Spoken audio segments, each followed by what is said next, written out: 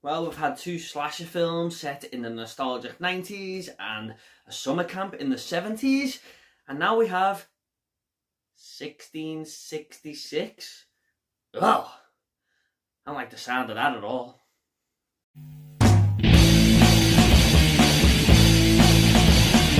What is up, everyone? We're back again with another review, and this is going to be for the 2021 film Fear Street Part 3, 1666, and this is directed by Leigh, Janiak and stars Kiana, Medeira, Ashley Zuckerman and Olivia Welch. Now this tells the origin story of Sarah Fears and how the town of Shadyside and its curse all began, and how the gang from the first two films are going to beat this once and for all.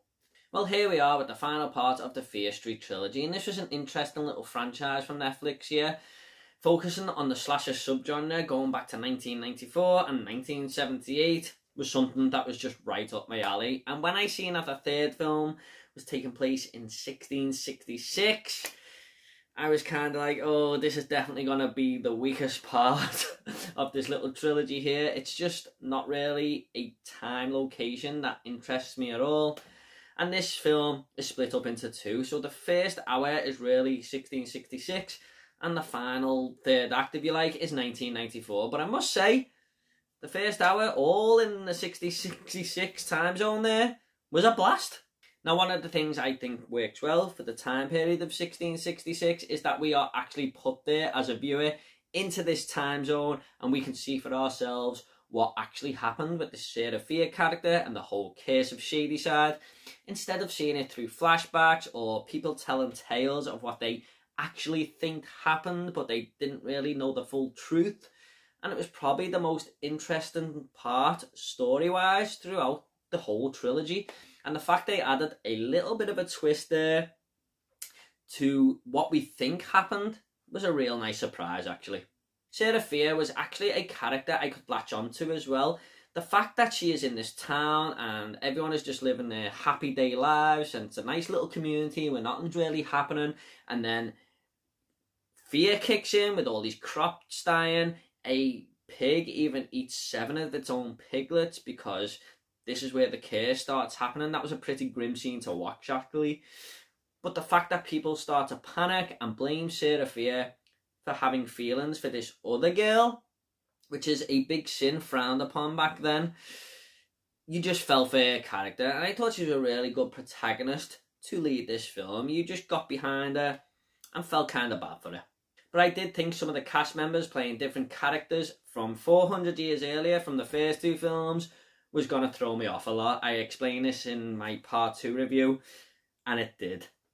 However, I soon got used to that because I realised really quickly that the characters they portray in this film were way better than the arseholes from the first two films, especially the 1994 version. I haven't hid the fact that I hated the characters in that movie at all. Now, my biggest gripe in the whole 1994 film was the character of Dina, played by Kiana Medeira, but here she is playing Sarah Fear, who I've just explained I really liked, and it was never down to the acting of Kiana Medeira, it was just the character. I think she was very poorly written in that first film, so it was nice to see her get a little bit of redemption here, because she was probably one of the best things about this movie for sure. Now, if you did like the first two films, there is a chance you may not like this one, because those two films do rely on nostalgia a little. One of them is in a summer camp, one of them is taking place in 1994 where Sega Mega Drives are showing up and stuff. And this film is very different in tone. It's definitely a more serious approach, and it does its own thing. It feels a little bit detached from the first two films. Well, the first hour does anyway. So there is a chance that this movie may not be for you and you will like the other two way more. But for me, I kind of like the change up.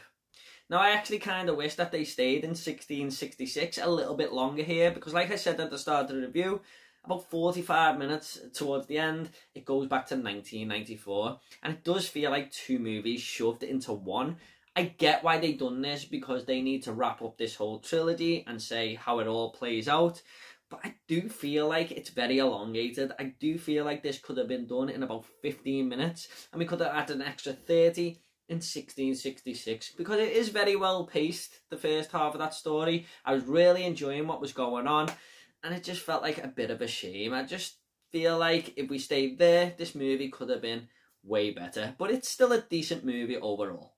I really did enjoy my time with this trilogy though, and I hope Netflix do more of these, focusing on the horror genre, whether it's slasher or paranormal, whatever. I just hope Netflix go more down this route as a horror fan, but I enjoyed my time with all of these, and this was a decent final entry into the franchise.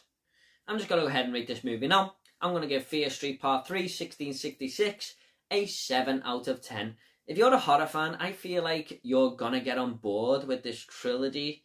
I mean, some of you obviously won't, but I do feel like the majority will like these movies. So if you haven't seen them yet, I would definitely give them a shot.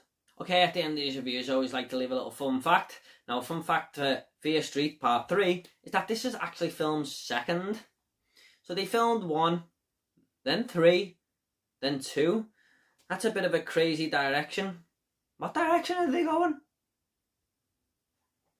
Okay guys, I hope you all enjoyed this review. Please consider subscribing to the channel. We've got a lot more reviews coming, lots more videos, and I'm also going to be ranking all 3 Fear Street movies as well.